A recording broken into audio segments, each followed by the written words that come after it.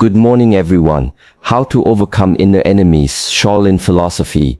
Before I begin sharing the 6 powerful principles that can transform the way we deal with our inner struggles, I want to take you back to the ancient mountains of China. There, beyond the mist and silence, warriors were trained not just in the art of combat, but in the art of living. They were not just fighters, they were seekers, and what they discovered is something we desperately need today. The true battle is not outside us, it's not against others, it's against ourselves. The greatest enemies we will ever face live within fear, doubt, anger, laziness, pride and ignorance. Shaolin philosophy does not teach us to fight these inner enemies with brute force. It teaches us to understand them, to discipline ourselves and to transform our energy into something greater. So how do we do this? The first and most vital step toward overcoming the enemies within is to begin truly seeing yourself not as you pretend to be or as others expect you to be, but as you actually are, because the truth is that you cannot overcome what you are unwilling to face, and you cannot defeat what you do not understand, and you cannot transform what you do not even acknowledge. And for most people, the problem is not the presence of fear or anger or doubt, but their blindness to it. We live our lives reacting without reflection, driven by emotion, without question, guided by thoughts we did not consciously choose, and the inner enemy loves this blindness because when you do not notice your own mind, it controls you. When you do not question your own voice, it commands you, and the real struggle begins with learning to stop and see not the world but yourself.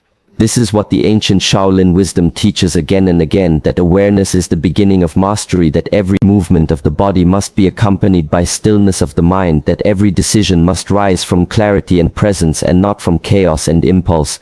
And yet most of us go through our days in a fog. We wake up with stress in our chest and do not ask where it came from. We act from fear and frustration and call it personality or habit, and we blame the world without realizing that the storm is inside us. But when you begin to pay attention, you will see the patterns. You will notice how your breath changes when you are anxious, how your voice shifts when you feel threatened, how your body tightens when you try to control something slipping away. And these small details are the clues that lead to freedom, because every emotion is a signal, every reaction is a mirror, and every thought is a footprint on the trail of your unconscious self. Imagine for a moment that every time you felt anger, instead of acting, you paused and asked yourself, what am I really protecting? Imagine if every time you felt the heavy cloud of doubt, you asked, whose voice is this? Is this really mine? Or did I absorb this from someone who never believed in themselves?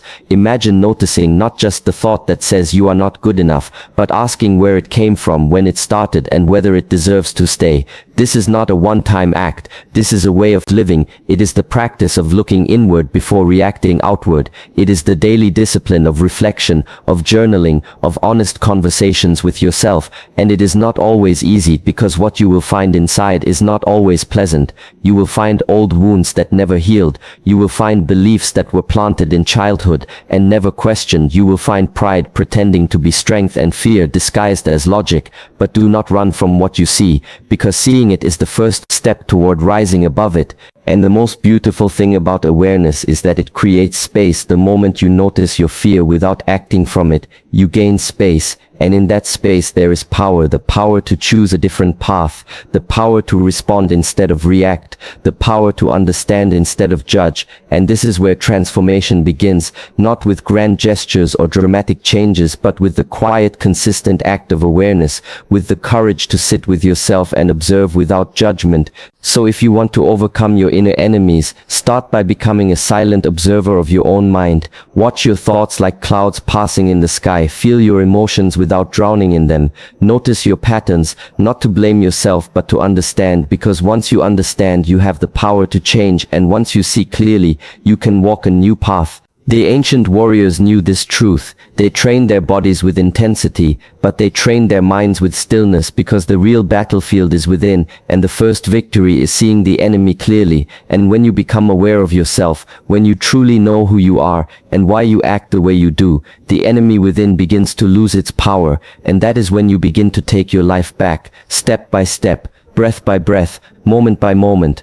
Discipline is not a punishment and it is not a restriction on your freedom. In fact, it is the opposite. It is the foundation upon which freedom is built. It is the structure that holds your life together when everything around you begins to fall apart. Discipline is what allows you to stay centered and strong, even in the face of chaos and challenge, and without it you are vulnerable to your inner enemies, because without discipline, your mind becomes a playground for distraction, your energy becomes scattered and your purpose fades away. The Shaolin Path is rooted in discipline, but not just the kind that trains the body, it is the kind that trains the spirit, the kind that sharpens the mind and steadies the heart. It is the quiet commitment to consistency, to routine, to order, to structure, and in a world that constantly pulls us in 100 directions, where convenience and comfort are mistaken for happiness, this kind of discipline becomes rare and precious. It becomes a weapon against weakness and a tool for transformation. It begins in the smallest of ways, by doing what needs to be done, even when you do not feel like it, by getting up before the sun, not because someone told you to, but because your spirit demands it, by practicing your craft, not when you are inspired, but every single day, whether you feel ready or not, because discipline is not built in moments of ease, it is forged in the moments when every part of you wants to quit, and you choose not to. Discipline is waking up when it would be easier to sleep. It is choosing the hard conversation over the easy silence. It is doing the work, not because of reward or recognition, but because it is right and necessary. It is the ability to say no to temptation, not out of fear but out of purpose, because you know who you are and what you are building. It is the quiet force that keeps your feet on the path when motivation disappears and when emotions cloud your judgment. Many people wait for the right moment to start. They wait until they feel inspired. They wait until they are in the mood. But the truth is that the right moment may never come. And if you wait for your feelings to guide your actions, you will stay stuck where you are, because feelings are fleeting and unreliable. But discipline is steady and unshakable. It does not depend on how you feel. It depends on what you have decided. And that is where the strength comes from, not from brute force, but from inner alignment, from knowing what matters and living in accordance with it. Every single day, discipline creates order in your mind. It sharpens your focus. It clears the noise and gives you clarity of intention. It allows you to direct your energy toward your goals without wasting it on distraction or self-doubt. When you have discipline, you do not need to be pushed because you are driven from within. You do not need to be told what to do because you have already decided. You do not need to see results immediately because you trust the process. You understand that greatness is not built in a moment. It is built in thousands of moments stacked upon each other. It is built in the repetition of action, in the endurance of struggle, and in the refusal to give up. And yes, there will be days when you do not want to continue, days when the weight feels too heavy, days when the silence feels too loud and the goal feels too far, and on those days, discipline is the only thing that will carry you forward. It is the voice that whispers, keep going when everything else says stop. It is the reminder that you are not here to be comfortable. You are here to grow, and that growth requires effort, and effort requires discipline. The ancient warriors did not become strong by accident. They became strong through relentless practice, through daily rituals, through commitment to a code, and you too can build that strength if you are willing to show up every day, if you are willing to honor your commitments even when no one is watching, if you are willing to keep your word to yourself, because that is where true power begins, not in force but in consistency, not in intensity but in dedication. So let your life be a reflection of your discipline, not just in what you do but in who you are, how you carry yourself, how you speak, how you choose, how you live, because the world may try to shake you, but if you are grounded in discipline, you will not fall, you will rise, you will endure, and you will overcome, not just the challenges outside but the enemies within. Pain is something we all try to avoid. We run from it, we hide from it, we numb it, we bury it deep within hoping it will disappear, but it never does. Pain does not leave when you ignore it. It grows louder, it digs deeper, it becomes more powerful, not because it wants to destroy you, but because it wants to be seen and heard. Pain is not your enemy, it is your teacher. It arrives not to punish you, but to awaken you, to guide you, to shape you into someone stronger, wiser, and more aware. In the Shaolin tradition, pain is not resisted. It is embraced not with weakness but with strength, not with fear but with curiosity. They understand that pain is not a sign of failure. It is a signal for growth. It is not something to be feared. It is something to be respected, because every challenge, every wound, every disappointment carries within it a lesson, and it is only when we are willing to sit with our pain, to face it directly, that we begin to learn what it came to teach us. Most people are conditioned to believe that pain is a problem to be fixed, something that should not exist. They believe that a good life is a life without struggle, but this belief is false and dangerous because life is not meant to be free from pain. It is meant to be shaped by it, transformed through it, and if you avoid it, you also avoid the transformation that comes with it. You remain stuck in the same patterns, in the same fears, in the same weakness because you have not allowed yourself to go through the fire and emerge on the other side. There is a reason why steel is forged in flames, why muscles grow only after they are torn, why deep wisdom comes only from suffering, because it is in the breaking that we discover what is unbreakable. It is in the darkness that we find the light. It is in the silence of pain that we finally hear the truth about ourselves, and it is only when we stop running from discomfort that we can truly begin to grow. You must understand that pain is not random, it is not meaningless, it has a message, and if you listen closely you will begin to see the patterns in your suffering, the situations that repeat, the emotions that return, the lessons that keep knocking at your door, until you finally learn them. And when you shift your perspective and begin to ask not why is this happening to me, but what is this trying to teach me, everything changes. You will discover that pain reveals your attachments, it shows you where you are holding on too tightly, it shows you the areas where your ego is still in control, where your fears still govern your choices, where your insecurities still define your identity. Pain strips away the illusions and forces you to confront the truth, and that truth can hurt, but it will also set you free if you are brave enough to face it. There will be times when the pain feels unbearable, when your heart feels shattered, when your mind feels lost, when you want to give up and collapse, but those are the moments where you are being invited to rise. Those are the moments that test your spirit, that stretch your soul, and that give you the chance to become something greater than you were before. And if you accept that invitation, if you lean into the discomfort with courage and faith, you will discover a strength within you that you never knew existed. The path of growth is not always gentle, it is often raw and relentless, but it is also beautiful and honest and true. It does not lie to you, it does not flatter you, it shows you exactly who you are and who you can become, and pain is the guide on that path. It is the mirror that reflects your inner world, the fire that burns away the false and the hammer that breaks down the walls you built to protect yourself from life itself. So do not curse your pain, do not resist it, do not hide from it, welcome it with open eyes and an open heart, ask it what it wants to teach you, listen without judgment, feel without fear, grow without limits, because the pain you feel today is the strength you will carry tomorrow, the wisdom you will offer to others, and the transformation that will shape your life into something more meaningful, more powerful, and more real. You are not weak because you hurt, you are human, but when you turn that pain into purpose, when you let it deepen your understanding, when you rise with it, instead of falling from it, that is when you become unshakable, that is when the inner enemy loses its grip, and that is when you truly begin to walk the path of strength and freedom and peace. One of the greatest struggles we face in life comes from the illusion that we are in control. We are taught from an early age to plan, to manage, to predict, to dominate our environment. We are told that success comes from mastering every detail, from holding tightly to every outcome, and from shaping the world to match our desires. But the truth is much deeper and more humbling. The truth is that we control very little. We cannot control what other people say or do. We cannot control what life brings to our doorstep. We cannot control time or change or loss or uncertainty. And yet we continue to cling. We continue to grip tightly to everything, as if our survival depends on it. This constant need for control creates fear, it creates anxiety, it creates resistance, because when things do not go the way we expected, we feel lost, we feel threatened, we feel like we are failing. But the failure is not in the outcome, the failure is in the expectation, the belief that we can force life to move according to our will, and when it does not, we suffer. But what if the suffering is not caused by the situation itself? What if the suffering is caused by our attachment to how we think things should be? The Shaolin Path teaches a different way. It teaches surrender not as a sign of weakness but as a sign of wisdom. It teaches flexibility not as passivity but as strength. It teaches that just as water adapts to the shape of the container, just as the tree bends with the wind, we too must learn to move with life instead of fighting against it. We must learn to let go, not in despair but in trust. And this trust is not in luck or chance but in the deeper intelligence of life itself. You see, trying to control everything is exhausting.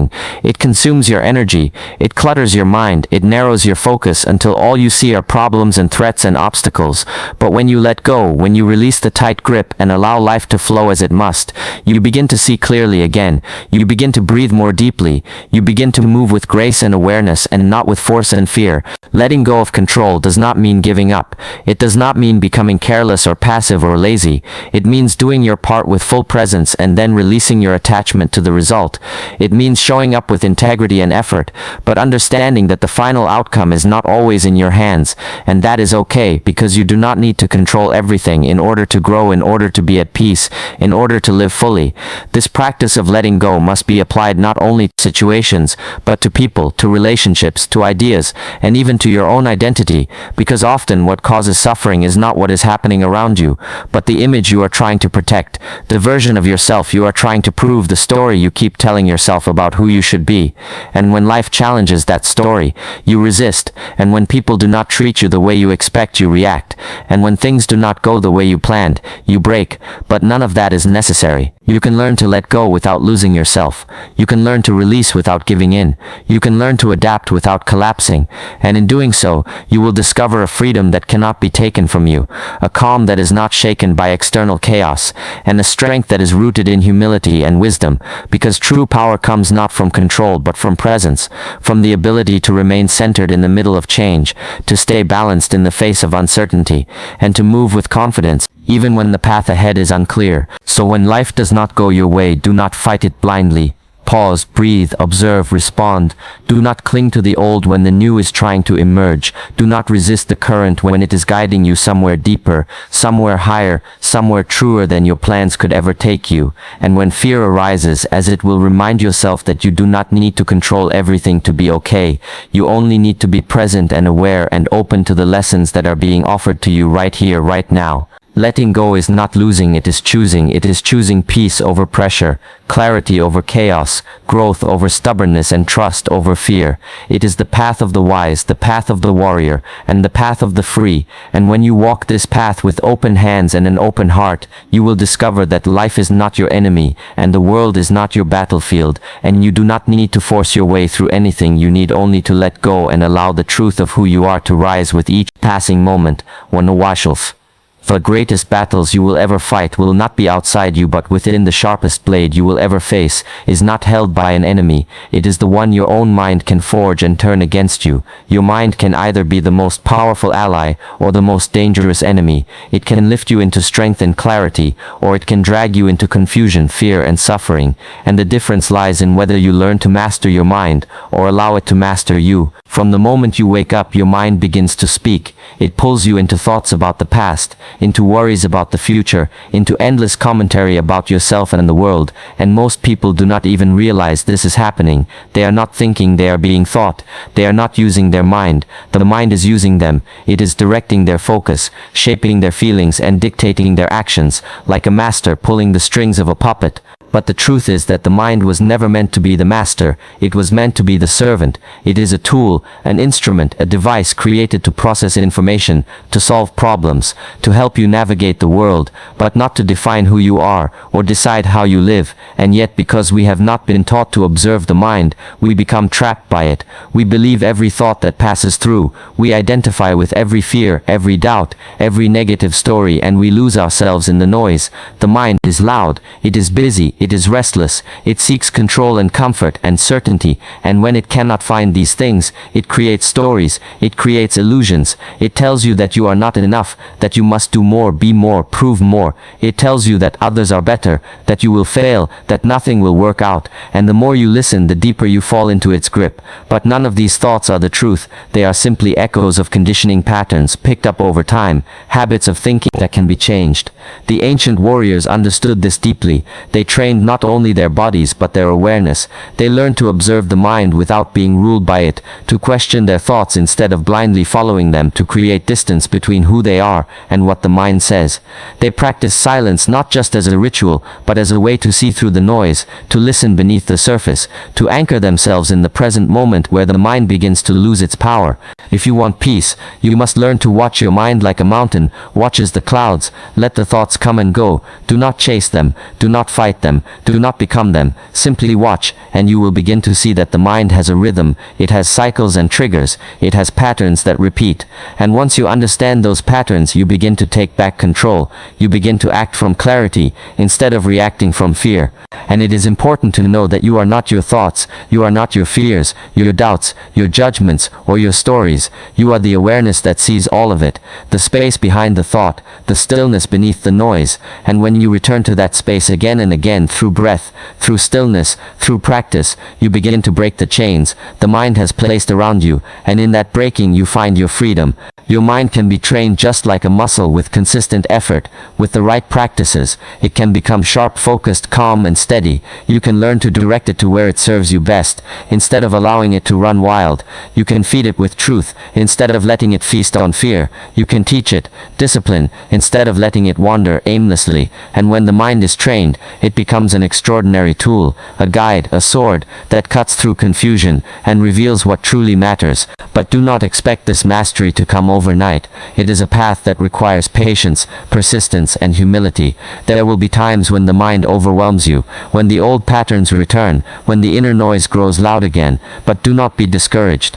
These are not failures, they are reminders that you are still growing, still refining, still remembering how to lead, instead of follow. You are the master, not the mind.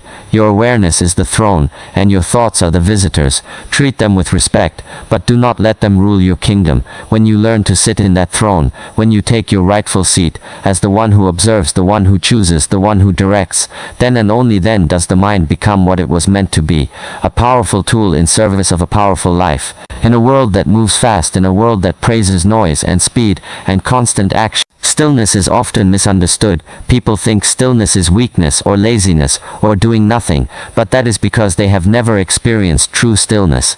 They have never entered the space where everything becomes clear, where noise fades and truth rises, where chaos loses its grip and peace returns.